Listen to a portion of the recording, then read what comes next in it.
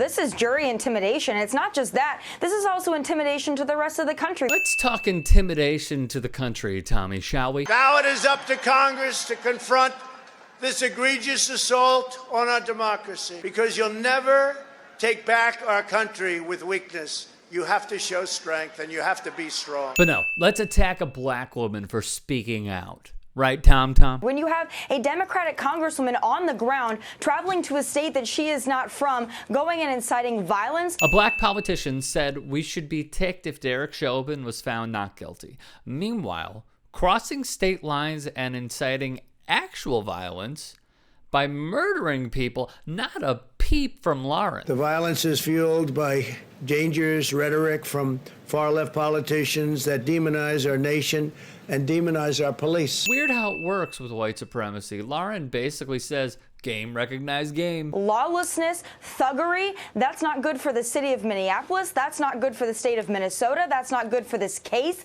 That's not good for this country. And this is from a party and a leadership that says that they want unity, and they're actively on the ground inciting violence. First off, on the ground inciting violence?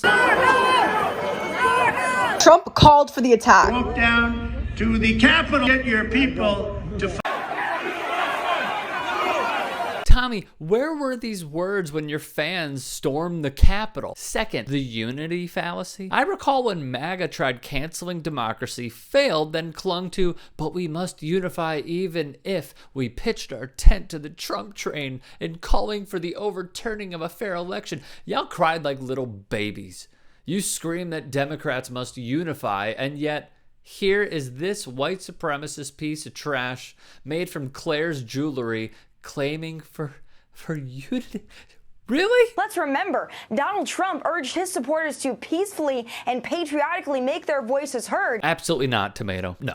The deadly siege on Capitol Hill, a stark reminder of President Trump's rhetoric. We're going to walk down to the Capitol, because you'll never take back our country with weakness. President Trump used the word fight or fighting 20 times in his calls for violence on January 6th. He sent his followers off to the Capitol with these words: if you don't fight like hell, you're not going to have a country anymore. Our president wants us here. A man can be heard saying during a live stream video that showed him standing within the Capitol building, "We wait and take orders from our president." He told them, quote is on the screen, "When you catch somebody in a fraud, you're allowed to go by very different rules." ABC News even investigated as far back as 2015.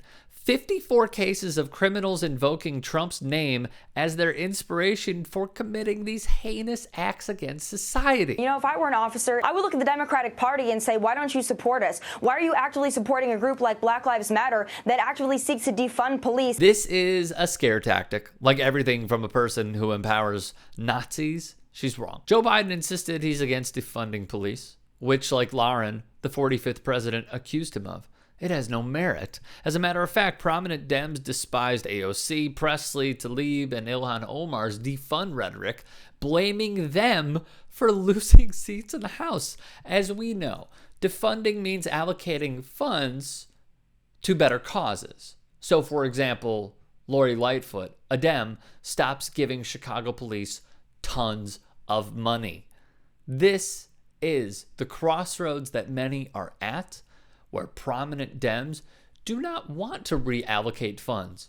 So we don't have, in our view, paratroopers, stormtroopers, Call of Duty cosplayers roaming the streets and killing unarmed minorities.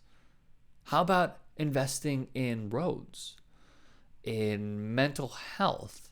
How about investing in the homeless? How about investing anything other than tanks roaming the streets?